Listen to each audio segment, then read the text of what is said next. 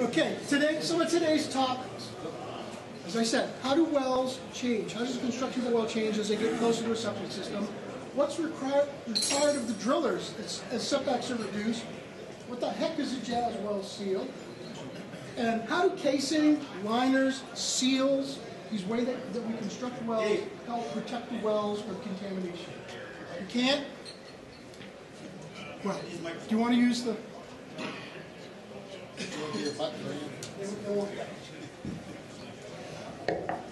I always thought I was loud enough so I could be heard in the Cumberland County Civic Center with the microphone. Okay.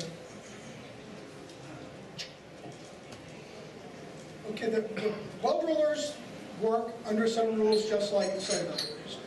And there are construction standards and location standards for drinking water wells, specifically from septic system components.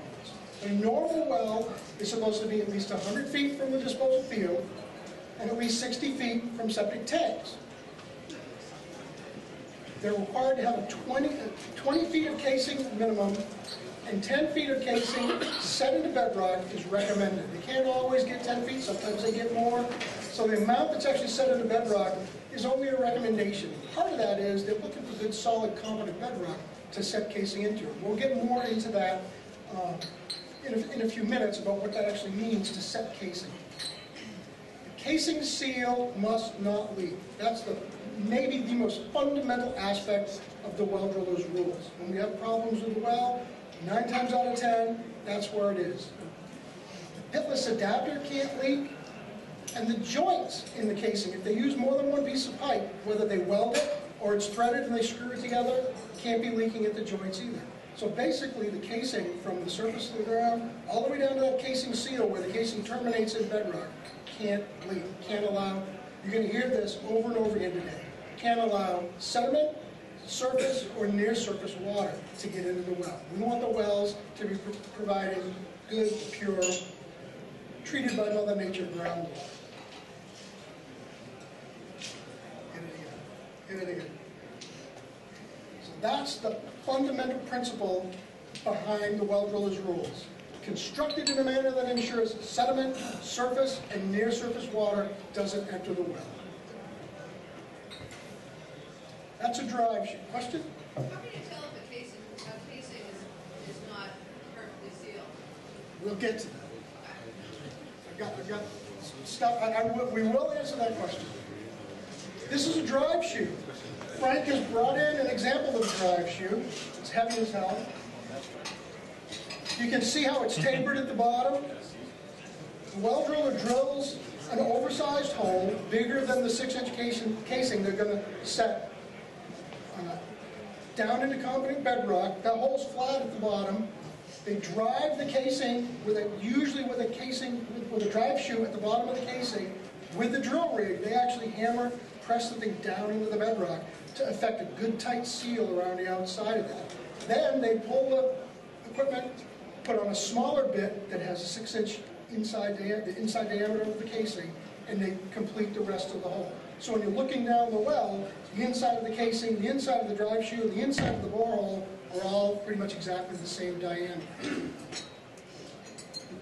It protects the well by, it's the third time we'll say this, preventing sediment, surface, and near surface water from entering the well from the annular space around the casing.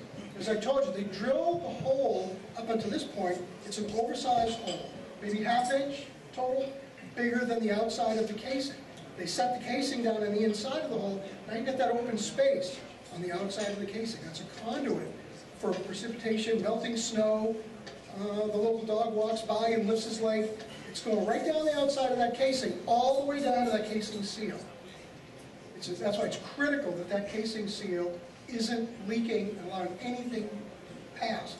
What usually goes in that space on the outside of the casing are the cuttings that came up the hole when they were drilling the well. All the ground up bedrock could be as fine as powder, gets put back down that annular space to fill it in a typical well.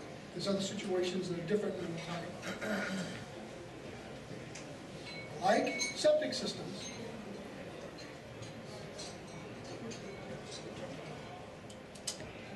Can you hear me? Nice, I get to walk around and point at stuff. Like septic systems, there's two ways that the setbacks can be reduced. With septic systems, we've got local variances, we've got state variances. As the setbacks get more severe, it gets kicked back to the state. There's a similar type of system set up for wells, except the local officials aren't involved because there's no actual permit for a well. Without commission approval, this is the Well Drillers Commission at the state level, the setbacks can be reduced if they're reduced for one of 6 reasons that are delineated in the Well Drillers rules. So that's the local kind of LPI type of reduction. The driller and the homeowner, knowing the rules, knowing the situation on site, can reduce that setback without state approval. Further reductions, which we'll talk about in a couple of minutes, do require state approval, kind of like a variance, but we don't call it a variance. The 6 reasons in the rules that you can reduce the setback are the size of the property is not sufficient to allow for the required setbacks. The same sites that you have difficulty with, well drillers have difficulty with. Those postage stamp lots on the coast and on the lake, you know, it's hard to squeeze all that stuff in. They have the same kind of issues, and we're, you know, at the state level, we're not going to deny the setback reduction and throw someone out of their house because they can't meet the 100-foot setback. We would issue the variance. If it's going to be approved all the time, why would we make someone fill out paperwork to get it approved at local or state level? So they can do that unilaterally with the homeowner. The second reason, there's not sufficient setbacks from other sources of contamination. Heating oil tanks, shed next door where they keep lawnmowers and gasoline and paint thinner, et cetera, whatever. You know, sometimes it's actually better to creep a little closer to the septic system because you're getting further away of something that's even nastier and a big, you know, more of a potential problem than the septic system is.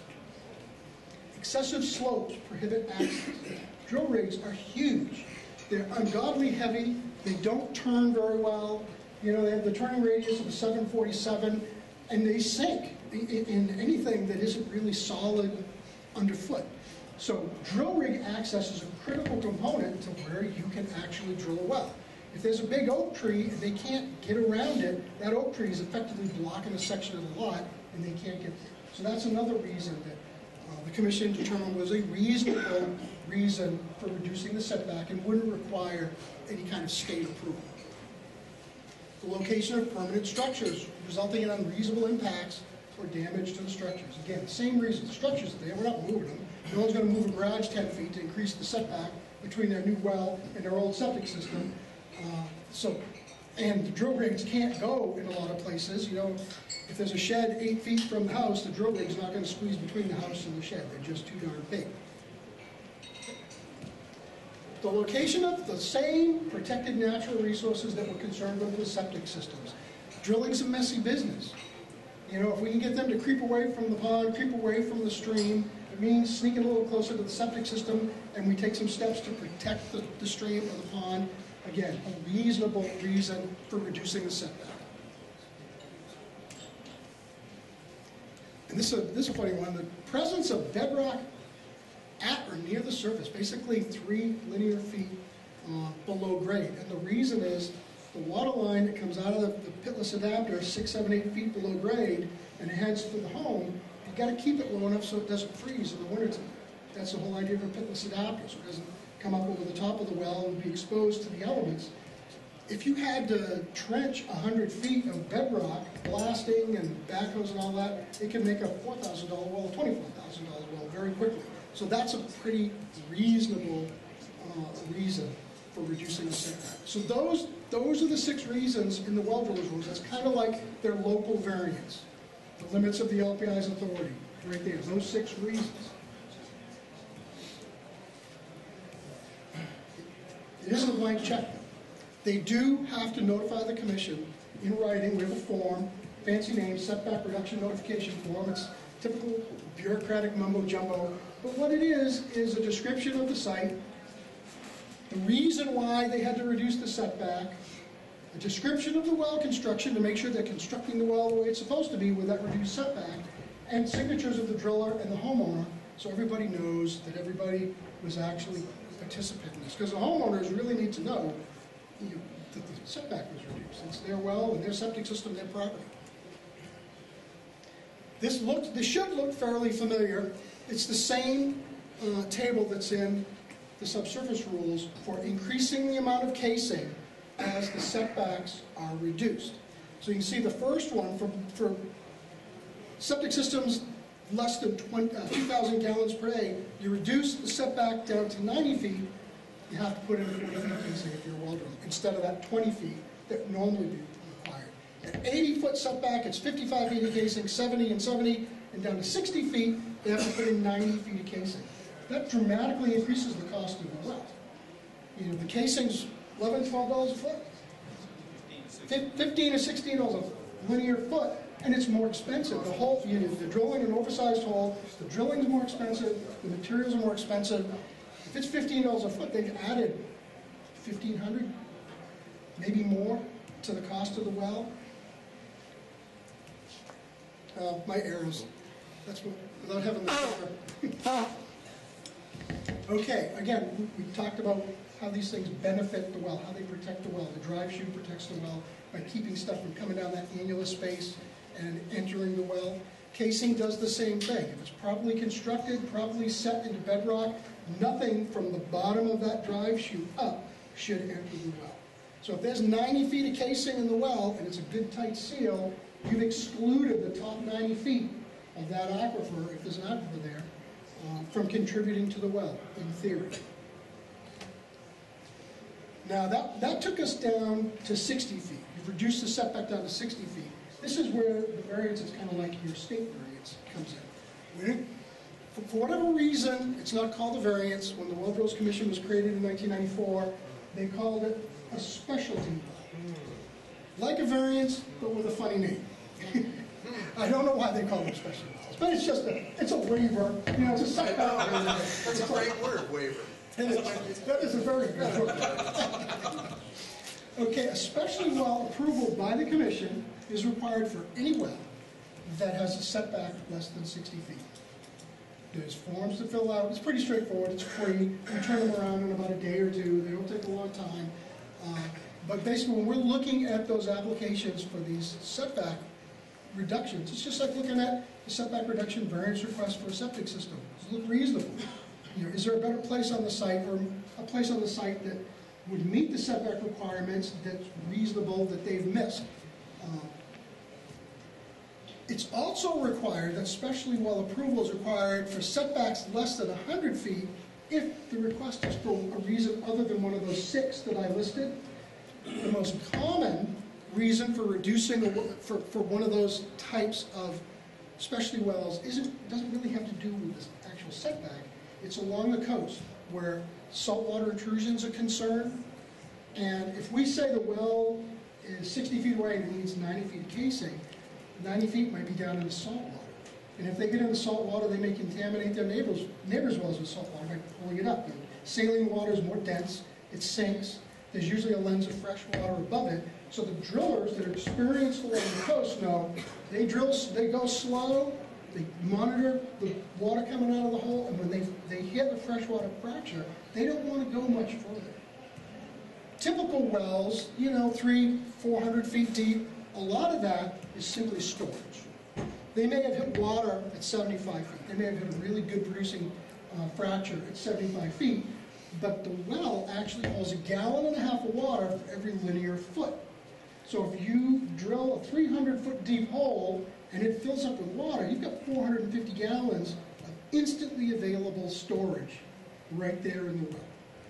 So a lot of times the drillers will go a little deeper simply to provide storage in the well. They can't do that along the coast because if they go deeper, they're probably going to hit salt water. So they'll ask for a specially well approval the setbacks are okay, but they don't want to put the casing in that's required for that setback. And we generally approve those and allow the drillers to use their discretion. And as I said, drill to the first freshwater fracture, maybe a little bit further if they're not down too deep and they feel comfortable, but then suspend drilling right there. And people might have a limited quantity of water, but it's much less likely to become contaminated by salt. And as I said, you pull it up, you're probably going to pull it up in the neighbor's wells too and have a really big problem. Salt's really hard to get out out of drinking. There's a lot of things that are fairly straightforward to treat for. Salt is not one of them. Okay, so how's well constructed? In Maine, you don't see too many of the little mounds. It's not a bad idea. You want things graded to allow water to flow away from the well. Because like I said, the hole is drilled oversized, the casing is set into it with the drive shoe driven into bedrock. It's just open borehole from there down. It's just the bedrock. It's just a hole in the rock. And you don't want anything that comes down here to sneak down into the well. What do you do if you have a problem with the well? What if it's leaking right here? After the well's been in use for a year or so, you can't pass a bacteria test, there's all kinds of sediment. Maybe the drive shoe is like this. As I said, 9 times out of 10 when we have a problem with the well, it's right here at the drive shoe for a number of reasons, a number of legitimate reasons. I said, what the heck is a jazz well seal earlier? Jazz well is a trade name, like Coke. You go to a restaurant, you say, can I have a Coke? And the waitress might say, how about Pepsi? Because Coke's really a cola. Coke is a trade name. Jazz well makes pumps and jacuzzis and seals for wells. It's actually just a well seal. Looks like this. Frank has brought one in. If you want to see it, if you want to come up and touch it, pick it up. You can see it's got all those rubber ribs on it. It's the size of 4-inch PVC. It attaches to 4-inch PVC. And what you do is attach it to the bottom of the length of PVC. You slide it down into the hole until it's in some competent bedrock where you get a nice tight seal. And you put a top seal up into the casing, and what you've done is effectively extend the reach of the casing, the effective reach of the casing. So now if you place that bottom seal down here, water from here up is not going to get into the well. So you could have a leak here, or you might have a fracture really close to the surface, it's just got a lot of sediment in it, or bacteria because it's really close to the surface. And you want to exclude that from the well. You would do that using a liner, which is a PVC pipe, and seals, typically referred to as jazz well seals. We even do it when we write orders to have them put in wells, we'll say jazz well seals, even though it's not really. My arrows, you blow through my arrows. Dave, you use those possibly when you had say you had a potential source of contamination, maybe in an agricultural area, they don't know if maybe it's coming from septic systems or from manure piles or what it happens to be. So they go in and maybe put these in on wells that are coming up with E. coli that are high. You might use something like this? You certainly could. The key is you need to know as much about the well as you can. You know, in the old, 20 years ago, they would just push them down, hope they sealed up really well. I've got some stuff coming up, including some videos, some downhole camera videos to show you how you find a place to put those. You can actually use, temporarily they use well packers, but you could use seals too to isolate sections of the well and sample from those sections and maybe try to find where bad water is coming in. So yeah, that's exactly the kind of use you can have for them. Like the drive shoe and the casing, seals act to protect the well by excluding water, sediment, bacteria, etc. from certain areas of the well from getting down into the well. They act just like casing, but for a lot less money. You don't have to drill the hole out larger. You don't have to set new casing. After the fact, you can repair a well that's got a problem using seals and a liner. So if I understand correctly, if you've got a 250-foot well that's got 20 feet of casing at the top, and the rest is borehole, and a septic needs to go in at 65 feet from that existing well, we can achieve, rather than re-drilling a well, we can simply drop this baby down to... Yes, for hundreds of dollars, yes. Now, that's just a picture inside the casing. Usually the top seal is located up inside the casing. Perfectly smooth, you can see that's perfectly round, the casing is perfectly round. You use a backhoe or something else to push that down in, it gets a nice tight seal. But this is what the borehole typically looks like. You know, you can see it isn't a good smooth hole right here. If, like in the old days, you just pressed it into place, took a guess at where to put it, and it landed right there where the big chunks have come out of the side of the borehole, you're not going to get a good tight seal at the bottom. Everything's just going to leak right by it. You've wasted your money. It's not doing anything for you. You can see on this shot, there's actually a big cavity here. There's no way, even down here, where the borehole starts to smooth out, there's big chunks that have flaked off in here during drilling. So it'd be a difficult proposition to put one of those seals here at random. So the solution to that is camera the well. Put a downhole camera down the well, measure distances, see what you've got, find a spot where it's good, competent, smooth bedrock where you can locate that bottom seal. This is a shot of a water-buried fracture. Next picture is another one. And you can see fracture, water's pumping in. Now what happens, before we go, what happens if that fracture is 2 feet below the bottom of the casing and it's the only water coming into the well? That's one of the potential problems of using a jazz well seal. We've had that happen where we've ordered, we being the well driller, right now I've got my well driller's commissioner's hat on. We order the well driller to go in and put in liner and seals because the casing seal is leaking, and we shut off the water. There's no water to the well, causing unintended consequence. But that's why knowing as much about the well as you can before you undertake something like this is really important. It's really easy for us to sit up in the guest room and say, put 90 feet of casing in that, put a seal at 120 feet in that, do that. In the real, Mother Nature doesn't always follow the same rules that we do. Sometimes there needs to be a little latitude. Sometimes a seal placed at 80 feet will be much more effective than one placed at some arbitrary depth because it comes out of the rules, because that's where the problem is, and you solve the problem without shutting off the good water that's down underneath. Okay, how does well construction change for those wells that are less than 60 feet from a leach field? Setbacks from 60 feet down to 40 feet, they require commission approval, that specialty well application I talked about. Usually, we would require between 100 and 120 feet of casing be set in those wells. Now, the drillers are always offered the option of using a liner and seals in lieu of additional casing. Much easier to install, can pull the thing out later if you had to. If the well's already been drilled and things are already in place, that might be a better option. But if they're drilling a new well, they may decide to just install the extra casing. Quite often they do. Setbacks less than 40 feet are rare, but we do have them. I can remember approving a well 19 feet from a leach field in Springvale. I can remember approving a well on a lot down in Harpswell that was so small they had to park their car across the street with the neighbors. There was no place to park their car. Sometimes you got to do what you got to do, but those wells get incredibly complex and expensive. What's required for a well less than 40 feet from a leach field is that a grossly oversized hole be drilled, minimum 10-inch diameter hole. A lot of well drillers don't have the equipment to be able to do that. That's some really heavy-duty drilling.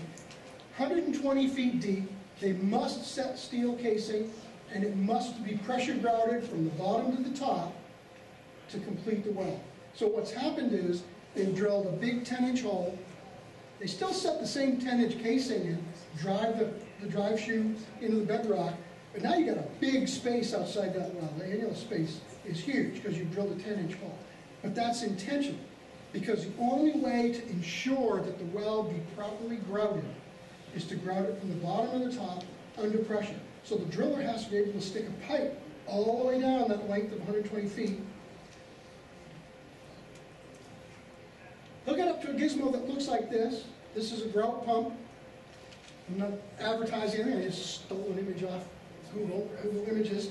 But the pipe is hooked up to a pump like this where the grout is mixed, made into a really thick liquid slurry, and pumped down the trimming pipe. It's called a trimming pipe. It's about a ½ inch in diameter. So the grout is placed at the bottom, and they just pull the pipe up as the grout gets put into the well. The reason they have to do that is if you try to just pour the grout in from the top, it's probably not going to make it very far down the well. It's just going to bound up, gunk up, bridge, and not go any further, you'd have big voids, huge voids potentially down the side of that well. You defeat the purpose of grouting the well. In a lot of states, every well is grouted like that, especially states with a lot of sandstone. Drilling deep wells in sandstone, they grout. Many states require grouting. Adds a lot to the expense of a well. We're pretty fortunate in Maine that we don't have to do that all the time. Okay, drillers' responsibilities. They, like you, in reverse, they have to locate all of the septic system components within 100 feet on all the sites around the drilling location. You're looking for the wells within 100 feet of the proposed location of your leach field. They're looking for the leach fields in the proposed location of the well that they're going to drill. And they have due diligence that they have to do. They can't just look around and say, it's flat, I don't know where the leach fields are, but I'm going to take a chance here. They have to actually knock on neighbors' doors. They're expected to go to the town office, pull the HHE 200s, find out where these septic system components are. And they are responsible for locating systems that have gotten a permit but haven't been installed. They exist. Once a permit is issued, the septic system exists, and the well drillers are expected to meet setbacks from that location. That includes the wells that, the septic systems that are designed but not installed for expansions. They're filed with the DEP and all that. And it doesn't happen often, but we have had drillers didn't do their homework, knocked on the door next door, nobody was there. They took a chance. Down in Wells, Bert and I were down there a year and a half ago or so. Drilling a homeowner almost came to blows, and we had the police there over a situation like this. The driller's crew did not do their due diligence to find out where the septic systems were. There was one right behind the house on the property behind this home, and they ended up having to abandon the well that they drilled. And in this case, normally the Well Drillers Commission would require that they replace the well for free at their expense. But in this instance, because there was so much animosity, he just cut him a check, gave him the money back for the well. So all in all, it probably cost this driller $2,000 to $3,000 to walk away from the site because he had to abandon the well that they had drilled and give the money back. But the normal course of action for the Well Drillers Commission is if a well can be repaired, like with the Jaswell seals would allow that, but if a driller could have gotten 100 feet and they drilled at 80 feet because they made one of these mistakes, they would be ordered to probably abandon the well they drilled and drill a new well for free, at least 100 feet away. The drillers on the Well Drillers Commission are actually very strict with other well drillers, amazingly so. Yeah, I already said that. Okay. That's the end of my PowerPoint presentation, but I have about a half a dozen little short clips of actual videos of inspections that our inspector has done, and hopefully you'll find them at least moderately interesting. Plus, we've got a Jaswell seal, actual well seal, I don't know if it's made by Jaswell, a drive shoe, and a piece of casing up here, and I've got a sanitary well cover, if you wanted to look at it. That's another. Before we go on, the cover on a well, typically they're those aluminum covers that have 3 bolts that go through the side. Those things are awful. Everything up to the size of a mouse can get up under those and get in. We'd actually, get my public water supply hat on now, pulled one of those, a well that wouldn't pass a bacteria test, took the cover off to start an inspection, and the mouse had nested right across the top. So the mother mouse and the babies were suspended above the well, doing what mammals will do. Those caps, it'd be nice if we could just outlaw them completely. But there are caps they're only like $50 that have O-rings that tighten up around the top of the well as you tighten up the bolts, and have a place for the wires to come out and vents up underneath the screen so vermin and earwigs and spiders and mice and things like that can't get into the well. And there's one up here if you folks want to look at it. But now, can you?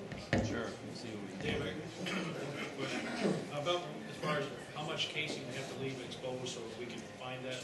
Should be 18 inches. 18 inches? You can, in the rules, wells can be placed below grade, but there's construction requirements. They have to be watertight. Did I lose it? Can you still hear me? They have to be like a watertight enclosure. possible, but it's really, really rare that they don't terminate above I'm grade. just thinking about us, the side of ours going up, finding them later. I mean, in the old days, you used to see a lot of them were cut off. Yeah, And then you they're go and you ask the neighbor says, oh yeah, my well's like right here. And all you can do is old take ones, that yeah. word for it. You know, we've got public water supplies that we don't know where the well is. You know, the well was drilled in the 1950s, 1960s, it's below grade, and don't know where it is. Is there any requirement on inside the cap to indicate the amount of casing? I pull them off sometimes and sometimes it's there and sometimes it's not. Great question. If you didn't hear it, the question was, is there some type of requirement that information be placed on the well cap? Driller, date drilled, yield, contact information, etc.? Yes, that's the short answer. There is a state law that requires that that type of information be permanently affixed to the cap or to a tag, sticker, or some other means down on the pressure tank in the basement of the property. And that's been 6 or 7 years or so, that law has been in effect. So yes, for a new one. For an older well, it's probably not going to be good. Most well drillers buy caps, sorry, the crappy aluminum ones, and have their names and phone numbers stamped. How do you seal a well that you no longer want to use? To properly abandon a well, that's one of those trick questions. There are instances where we require a well to be abandoned. There are instances where it makes sense to abandon a well. It is a conduit for what's going on at the surface to get down to an aquifer deep below the ground. So it's not going to be used, or if it's threatened by something, it should be abandoned. The rule of thumb is you need to take whatever steps are required to make sure there's no chance of contaminated water from above getting to an aquifer below. In Maine, we generally have one bedrock aquifer. In other parts of the country, they may have multiple aquifers separated by clay or other things. Generally, you could get away with filling maybe the bottom 3/4 of the well with good, clean crushed rock, and then putting bentonite grout, or a combination of bentonite grout and cement, the rest of the way up. Cut the casing off, maybe 2-3 feet below grade. A lot of times they'll put a cap on the well, a well to cover to it, and then you cover the thing up. But your bentonite, it prevents water from moving down the hole, so you've effectively separated what's going on at the surface from that aquifer down there. A lot of times they'll just fill the whole thing with bentonite, but it's more expensive and it takes more time. But you can get away with some crushed rock. But it's a case-by-case situation. How much casing is involved? The most important spot to make sure you have that good seal is above and below the casing seal, where the casing terminates. You got to make sure you get the bentonite at least, several feet below that. I wonder if there's a way of having any required to have it on the information on the outside of the well, that is on the well cap outside, because you're almost. I would recommend anybody take the top off unless they know what they're doing. Well, You cannot. yeah, and that's what I mean. So you go over there, and if they're not around, I've seen guys just take them off and look. That law was introduced and pushed through the legislature by the realtor industry. The realtors kept running into roadblocks trying to find information about a well that was critical to closing deals. So they had the legislature pass that law that required the information be available somewhere. But, what's your experience, top versus bottom of the cap? How often is the information put on the top, how often on the bottom? 99% of the time it's on the bottom. On the bottom. Yeah. I don't know how to answer your question. The law is what the law is. It says to the cap or to the tank, and it's not specific about the location. And the other place, if you're ever looking for information about a well, I'll get to you in a sec, there is one place in the state government that keeps data on wells. Well drillers are required to submit a card with information about that well to the Maine Geological Survey. And they keep a database. They try to keep up with the GPS locations of the wells. It's if the well's been drilled in the last, say, 15 to 75% shot of finding information there, the drillers are much better today than they were even 5 or 10 years ago about complying with that law and providing information to the survey.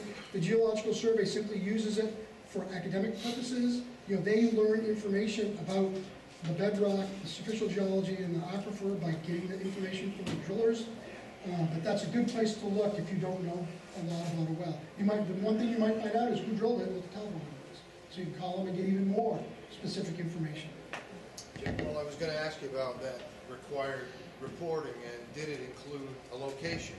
Now, It does not include. indicated it's a GPS. It does not. It's the property. The geological survey then, generally after they've got a bunch of them, hire college students in the summertime to go out with GPS receivers and actually locate the wells. Oh, okay. So It's the well tricky driller is not business. providing that. Well, It's tricky business. I guess I'm curious if the well driller's on the lot though, and there's some, just like we have a requirement to measure two measurements, provide a, why are we as site evaluators struggling still to find where all the wells in the state of Maine are? Clients come to Maine from out of state and say, you mean I don't need a permit to drill a well? And because of that, to me, it's a disconnect. More of the burden, I don't know how you folks feel, but I feel like more of the burden falls on us as septic designers to know where the wells are than the reverse. And I guess, yes, there's a well driller board and so forth, but I'm failing to understand why, if they need to notify the state at all, why doesn't it include some measurement? Your public water supplies all have very accurate locations. Well, that's because we go get them. They don't give them to us, we go get them. Oh, I see. Yeah, we do. We actually GPS. It's It's a never-ending counterintuitive to me, GPS. though, if we spend so much time in permitting and licensing septic systems, why so little is done on the well drilling side to make that part of the public record? Yeah. I don't have a good answer for you. They Part have a of it- better organization. Well, no, part of No, it it's is, less organization. They have a well driller board. I've heard a little bit about this. I think part of it is that for a long time, that was considered private information. You know, Right. if you go to the state lab to have your water tested for your private well, that information is not available to the general public. You've heard all this stuff about FOIA requests. It's used in general terms about identifying people or properties for academic purposes by University of Maine and the Geological Survey and things like that, but that's private information. You go to the lab to get your water tested, it's no one else's business how much arsenic you have in your water. You know, and I think for a while the location of the well was the same way. You know, even 20 years ago, it wasn't on anybody's radar. No, I understand that. Now we get high resolution air photos that sometimes, if you're lucky, you can pick the well off the lawn, but it's a long way to go. And I would think that one notification, which already has to go to the state, I'll tell you, it's asking for two measurements or something. there's a lot of people that would like a database. It'd be tough. I bet we have 800,000 wells in Maine, you think? How many leach beds we got? Just guessing, there's probably a synonymous number of leach beds. Yeah. 3? Question. Why would it be private information where I get my drinking water from? But after I'm done with it, it has to be public information where I put it. That's a good question. It is. I don't have a good answer for it. I know it's funny and we can joke about it. I don't have a good answer for it. That's the way that things have evolved in the last 30 or 40 years. Do you want to take a crack? Yeah, actually, one of the issues, and I'm the newest member to the commission, but a lot of drillers are, a little bit proprietary about depths to bedrock. What they don't want is their competitors having their information. So it's actually, I can call the Geological Survey and ask for a specific well, but I cannot call the Geological Survey and say, can you give me the well information for XYZ Street? It is not available to you that way. So there's been a little bit of, the drillers haven't been overly friendly about wanting well information, so we're working on it. It's proprietary information at certain levels because they can do a more accurate estimate if they have a pretty good idea about how much casing, what's the depth of bedrock, where are they likely to find water, what's the quality going to be. It is kind of proprietary information. They'll level the playing field and they can compete on costs based on their performance and equipment stats. I know the town of Guncourt requires a permit. The towns are free to require a permit. There's not many of them. There is not many. Did you have a question? I wondered if some of it doesn't deal also with potential for someone who wants to cause a problem with the wells. Wastewater is pretty it's not impossible, but more difficult to cause a problem with the function of the system than it is to walk over the well, open the top up, and dump some whatever down the casing. Yeah. And I realize this comes to the surface, so it's, probably not a real concern, but that might be hard. It could be. It could be. Yeah. If there's no information, is there a way that you can measure the length of the casing without any special permit? You could if you have permission from the neighbor to do it. I'm assuming you're talking about a neighbor's well and not the well on site. But you could, yeah. You're going to see 6 or 7 You videos. just take a measuring tape and find the end of it, or? It depends, maybe, Frank. It's not, there's an instrument available, which is essentially just a magnet, it's a metal detector. Looks like what we call an M-scope, a water level meter. Works pretty well. It's not an expensive venture to have a driller. I'm not going to say all drillers have them, but they're not outrageously expensive. But you're looking at probably less than 15 minutes on site to basically drop it down, and as soon as the casing disappears, you just lose the tone on the device, and you're there. So it's not that complicated. Does the 15 minutes include disinfecting the well after you've stuck something in? Well, no. See, I will tell you, most drillers that are still in business, and the name is on the cap, usually don't have too much trouble furnishing that information to you. Certainly, I do a lot of municipal type work. Can't hear back here. Sorry about that. Is that better?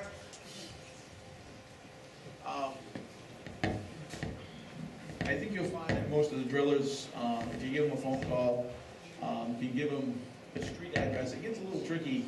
A lot of drillers are hired by contract to do complete development. So a lot of times the rig will show up on site and the site's clear, there's no foundation, there's no nothing. So most of the time, most logs for the drillers that I know usually will make a little sketch, and they'll get you in the ballpark. Casing can vary a little bit from lot to lot. Sometimes that gets tricky, but most of the time I think you'll find the water the way to help you out. Yeah, I appreciate the driller's willingness to do that, but from a liability point of view, my taking somebody else's word leaves me on a mighty soft foundation. And I think that information is also required to be furnished to the well drillers board, isn't that right? Each well you drill? Because I have gone to that board and I've gotten that information a couple of occasions. The geological survey. The geological survey. That's what it is? Yes. Yeah, I know I've gotten it from somebody. Yeah, I just wondered if anyone else has asked, but I think it's a good idea that the code enforcement officer be giving permits to the well drillers. Maybe someone else already mentioned that, but that's happened to me where I designed the system in July. The system got installed later in the year. In the meantime, a brand new well across the road, which I just held my head to one side because they certainly were less than 100 feet away. And the plumbing inspector would have known that because he's got the permit for the septic system. Hey, wait a minute, you got a permit for a well that's right across the street. How far? Yeah. Is it still working? Okay. I agree. But sometimes that happens. The line that's drawn with the well drillers is that once the permit is issued, the system exists. So if you had done the design and gotten the permit, and the well was drilled the next day, the well driller would be on the hook for relocating that well. Because they didn't do their due diligence, they didn't go to the town and say, has there been a permit issued for the property next door? I can guarantee you they almost never do that, because that scenario doesn't really happen that often. But if it's in the case of a spite well, which do happen. What about the system? What about the system designs that are at the registry of deeds? Are these well drillers going to the registry at all? No. That's what I said. They probably don't even stop in the town and ask for HHE 200s. But if they drill a well and then that person goes to install a leach field, the well driller's going to be on the hook. They're guilty. Flat out, they're guilty. And I can tell you, the drillers on the board have little compassion for a well driller that doesn't do their due diligence. Yep. The reciprocal of that would hold true as well. We design a system in September, homeowner doesn't put it in until next May. But in the meantime, a well driller comes along, in this case legitimately drills a well, no obstruction, no record anywhere, And then the system gets permitted. If the LPI was doing both, he could catch it in either direction. Yeah. The permit fee only has to be $5, you know, for a well. Okay, are there more questions? This is great. Go ahead, Al. Do we still have a dual set of standards?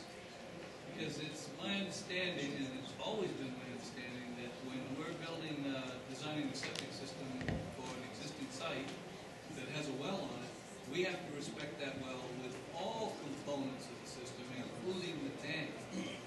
Yeah, the well drillers have 60-foot setback from tank. Yeah, we have 100. No, you have a 50-foot setback from tank. No. We have a 100-foot setback unless we go and get a variance. No, that's not true. No. No, it's just Not if it's monolithic or watertight. What? And that's from the well. That's the homeowner's door, Yeah. isn't it? Yeah, no, it's, the well drillers rules are 10 foot more restrictive than the subsurface rules are. The subsurface rules are 50 feet and the well drillers rules are 60. And it doesn't make much sense, but that's what they are, and that's what the well drillers know, so it'd be more work than it's probably worth to change that to 50. They live with 60 feet, and it's working, so I don't see any reason to change that. Any other questions? I've got some videos here.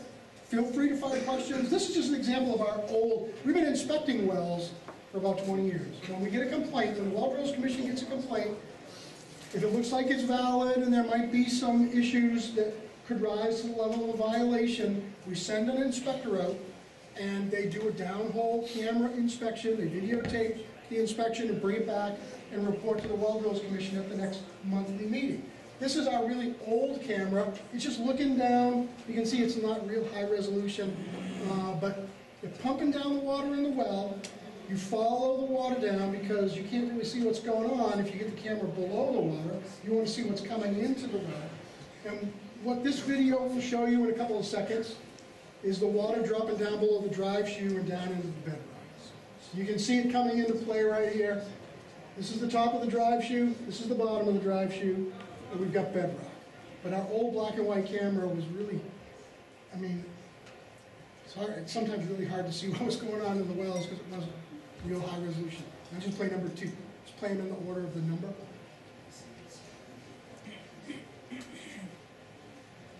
This is that same well, same camera. I think this inspection was done around 1998. And what the inspector's looking for is any water leaking by the bottom of that drive shoe. It's hard to see, but where it meets the bedrock, it's actually pretty nice and tight.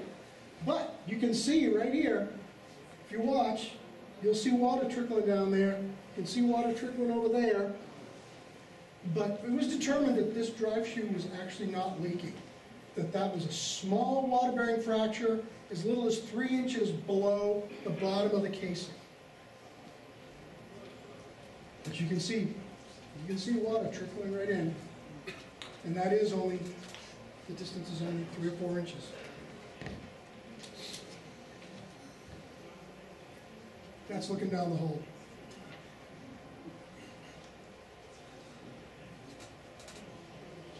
And you can see how rough the bedrock surface was there. It'd be hard to put a seal right there and get it to be effective.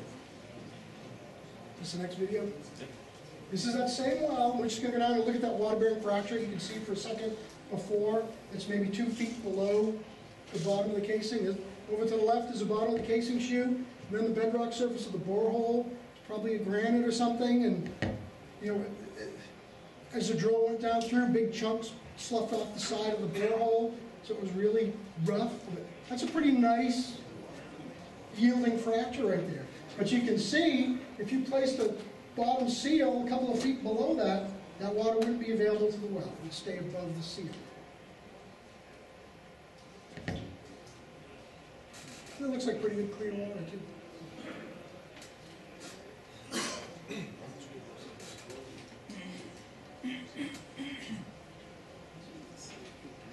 Normally, when the inspector does these inspections, he doesn't have to go all the way down the well. Generally, all the action is right there in the top 50, 60 feet, the stuff that we really need to see. And there's water just cascading down. And you see that almost always the inspector will pull the homeowner's pump out It's a really low yielding pump. He'll put in his own pump that'll do about 25 gallons a minute, so he can fire that up and really drop the water level down in the well to clear the water so you can see what's going on in there. You can go to the next one if you want. Now this is a case, remember I talked about needing, question, or pause? Who's doing well inspections? Right now, it's an employee for DOT that does well inspections for DOT.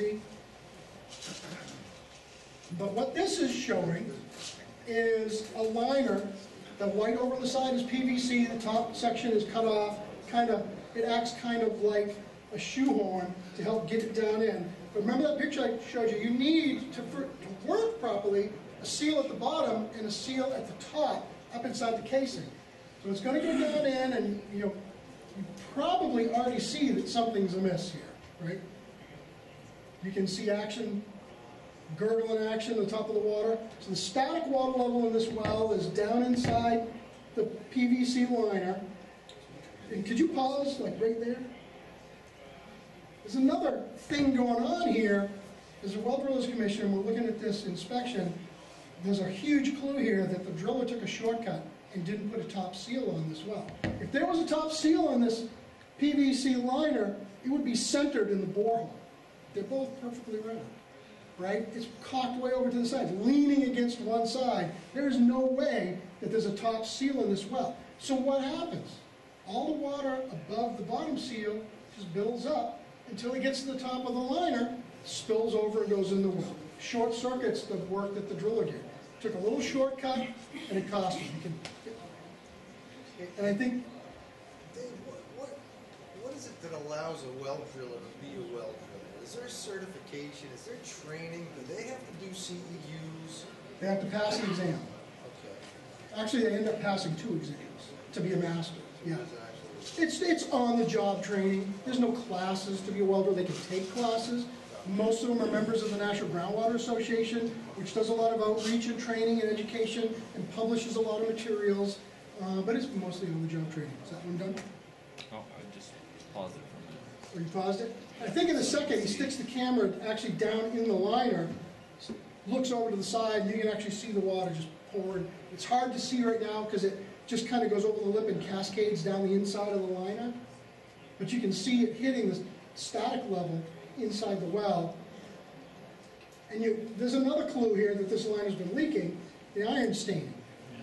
Coming up over the top and down the inside of the liner. Why is the liner just a half pipe? That top section, correct me if I'm wrong, is kind of like a shoehorn. Is that why they cut that? That's particular to that driller. We don't see that. I've got another video with one that isn't cut. That particular driller's way of attaching the liner. Because one of the issues that can happen is, that liner can slip. So basically, he cut the pipe that way and then bolted it at the top so it couldn't move. Yeah, especially if the pump comes on and the water drops down below that bottom seal, the whole unit can just fall down in the well. That's just this is a quickie showing a very nicely constructed well. It's a drive shoe sitting on top of the bedrock. Absolutely nothing coming in there. No water leaking by, no evidence of water leaking by in the past. And it's not an unsmooth borehole. It's not the smoothest I've ever seen, but it's in pretty good shape. When you see wet like that, remember, they've pumped the water down. It's still wet just because there was water there 10 minutes ago, but they've pumped it down.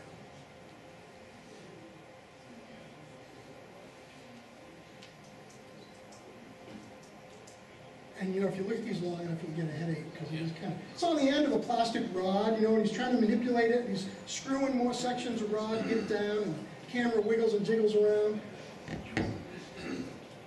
But if you don't walk away with anything else from these videos, the one thing I think should be clear is if you don't put a camera down the well and measure where things are, you're pretty much just guessing at what's going on inside the well. With a downhole camera, you can actually learn a lot about your well. This is probably the best video that we're going to watch today. This was, you can see we've got our new color camera. This is up in the county. There's about 21 feet of casing and drive chute in this well, and right now we're at about a foot below the termination of the casing, and the well's being pumped at 25 gallons a minute, and it's barely dropping. So there's a lot of water in this well. The complaint was that the water was turbid, smelled funny, and actually foamed when you turn a faucet on. And where they're pumping it, you can't, if we had volume, the inspector actually makes a comment that the water coming out of this well is just foaming when it comes out. And you can see it looks like pretty nasty water in the well. But we go down a little, you can see the borehole's not quite as smooth as it was. We've only dropped 6, 8, 10 inches maybe below where it was when we started, and you can already see it looks more like a cavity than a borehole now. It's really opening up. Big chunks of rock were sloughing off the side of this well when it was drilled and getting ground up by the bit. As he goes down a little, you can start to see some water coming into the well. He looks over to the side.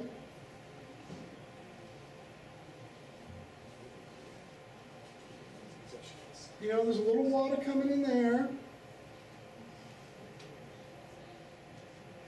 This is, I think, my longest clip, too. But it does get really interesting if you stick with it. Believe it or not. And you can see water starting to come in at the bottom there, that big opening. It's still very turbid. Would you want to drink it or take a shower in that water? You can understand why somebody made a complaint to the Well Drillers Commission.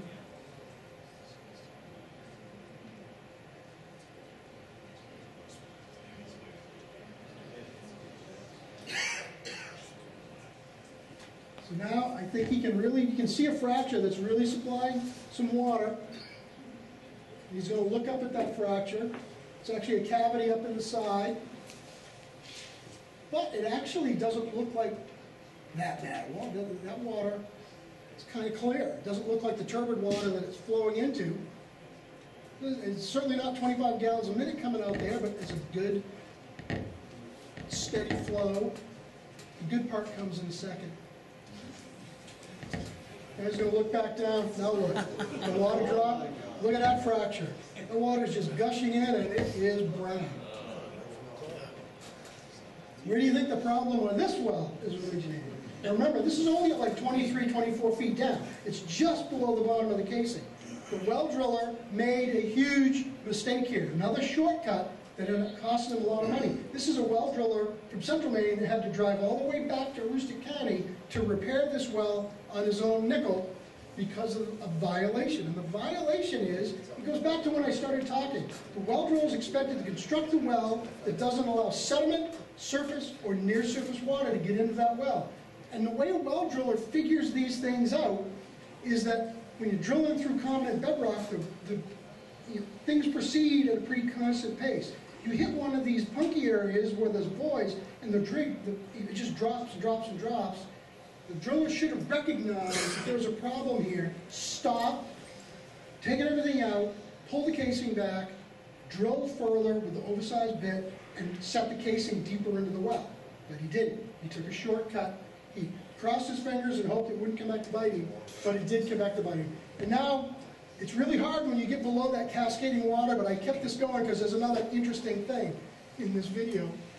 It's going to come up in a second. He's going to get below that kind of little waterfall, and the inspector's trying to go deeper into the well to see what's going on, because we're only at 24, 25 feet right now, and watch what happens. You might want to look at this one, Frank. What the heck is that? It's a big chunk of aluminum in there. He just let it fall in and just left it there. Walked away with a chunk of aluminum in the well. He couldn't get the camera by. At first he thought it might be duct tape, but he kept whacking it with the camera, and it was hard as a rock. It was a big chunk of aluminum.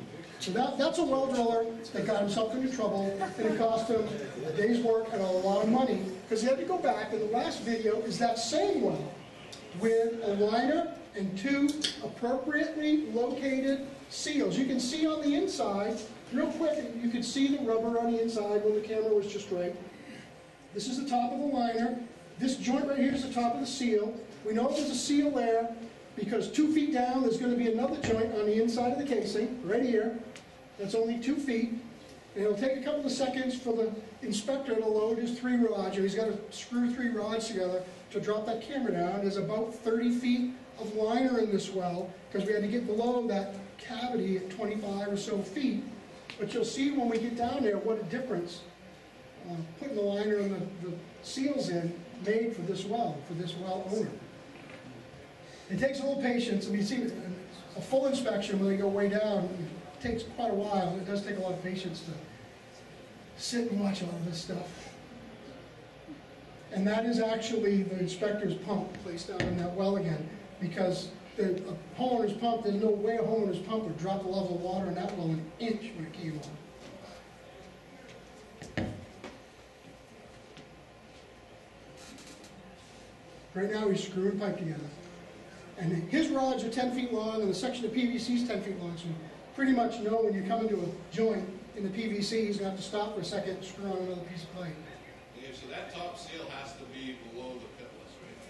Yeah, well, yeah. Yeah. What was the question? The top seal's normally below the pitless adapter. Yeah. You know what a pitless adapter is? Anybody? I don't know. It's just a gizmo that, you know, the driller cuts a hole in the side of the casing, 6-7 feet below grade. The water pipe comes up, hooks to like a 90-degree joint thing, coupling, and then on the other side of the casing, the pipe that goes into the house, so it stays below the frosting. I have no idea what pitless adapter means, what the pit was before they had pitless. But here's the bottom of that liner and seal. This is the same well we just looked at. But that cavity is up 4 or 5 feet above that bottom seal. It's effectively sealed off all that crappy water that was coming in. There's still plenty of water in the well. It's almost full to the top. You know, the guy inspecting can actually angle the camera back up so we can look up inside there from underneath. But solve the problem. If the driller had taken a few more minutes the day he installed the well and done it right, he wouldn't have had to take a whole day to go back and do this a second time. Yeah, how do you know that, obviously, you're basing your, whatever you're going to come into the well is going to be based on your fraction. How do you know, when you cap something, how do you know that that dirty water isn't going to find its way down further through a small vein? I mean, It's Mother Nature. You don't. You know, no one knows how all of those fractures are interconnected. It's just like when you put more casing in the well.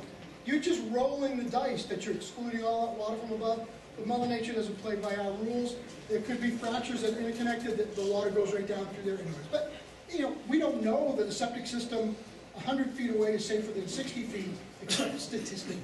You know, you're just decreasing the odds that you're going to have a problem.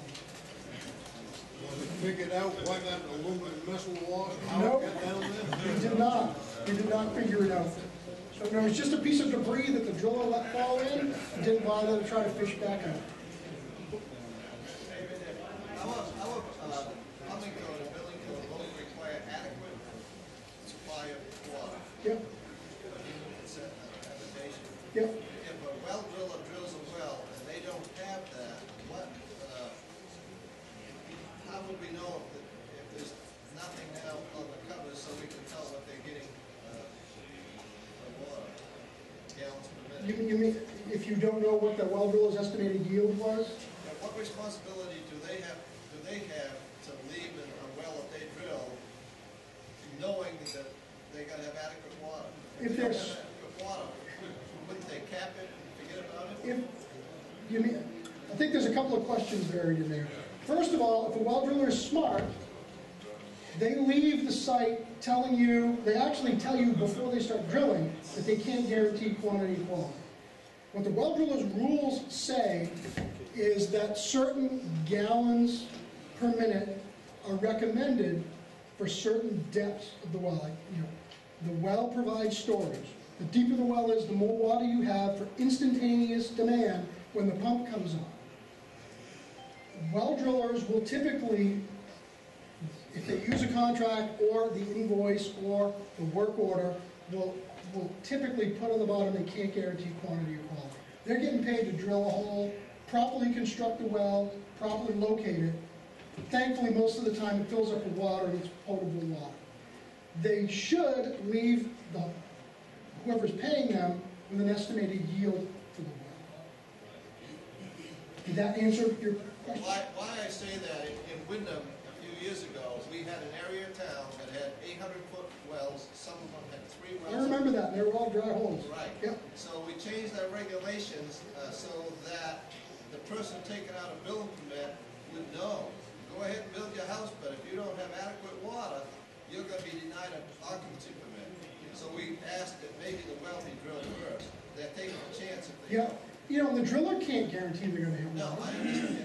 You know, they're doing the best they can, but until they start drilling, they don't really know. But if they don't leave that gallon, mark on the cap, then how do we determine what it is? They're supposed to. If there's no building, if they haven't built the house yet, and there's no tank in the bottom, state law says they have to affix it to the well. So they should be. Dave, can you describe the driller's yield test? Frank, how do you test for yield? 5-gallon bucket? No, actually, usually a 1 gallon, like antifreeze bucket. It's usually airlifted with the drill rig running. Yeah. Usually build a berm, put a piece of pipe in it. Most drillers just have, like I said, an antifreeze 1 gallon jug cut out. Stick a stopwatch in there. You do that 2 or 3 times, come up with a running average. There's certainly room for error. People normally think they need a higher yield than they really actually need. 1 gallon a minute. If you reliably have a safe yield of 1 gallon a minute, that's 1,440 gallons a day. Most homes don't use 200 gallons a day of water. You know, you might on Saturday when you're doing 4 loads of laundry, you might on the day you wash 2 cars and water the lawn, but most of the time, it's about 45 gallons per person per day, typical use. So even a family of 5 is probably not going to hit 250 on a typical day. So if you've got a 400-foot deep well, and there's 300 feet of water in it, that's 450 gallons of water without any recharge at all that's available when your pump comes on. And you've got your extract tank in the basement that's also providing storage. So most of the time, the well doesn't have to have the yield that most homeowners think it has to have to be sufficient. Now, if you want to fill a swimming pool, you know, if you have half a gallon a minute, you've got a problem. That would be a wise thing to do.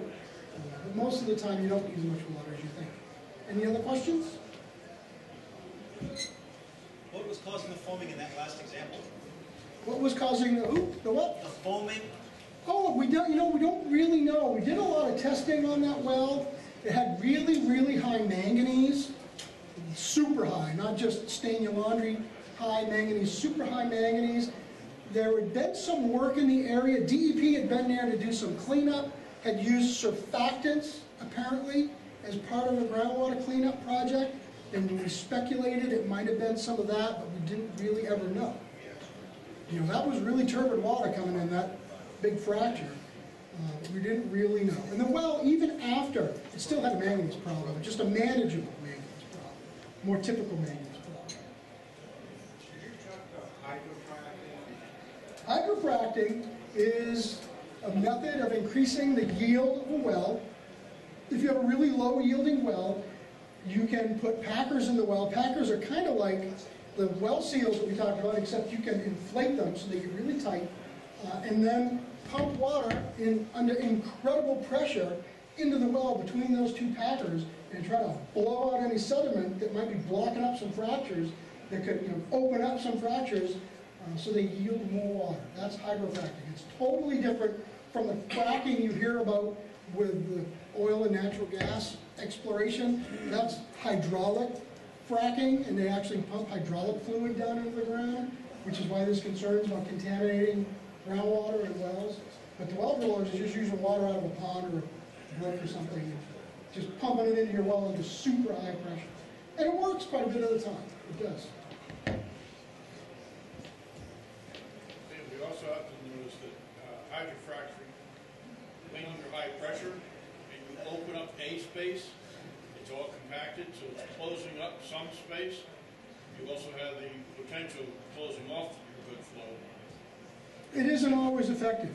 It's something you try. If you've got a well, the yield isn't sufficient, it's something you can try for a few $100, take a shot, and maybe increase the yield. You also have to be very careful when you're hydrofracking a well, because you can adversely impact neighbors' wells too, like blow their pump right up to the top of their well, things like that. Used to use dynamite. Yeah, I know they used to use dynamite, but unfortunately there's stuff in dynamite that's really nasty to drink. It's not a good idea to use dynamite to increase the yield of your well. Did Any other questions? That's true. It wasn't that long ago either that they were dropping dynamite down one. Is that it? Thank you very much. Hopefully it was helpful. And by all means, if you want to come down and lay your hands on some of this stuff that Frank brought in, see what a seal looks like and feels like and a drive shoe and all that, they're right here. Thank you.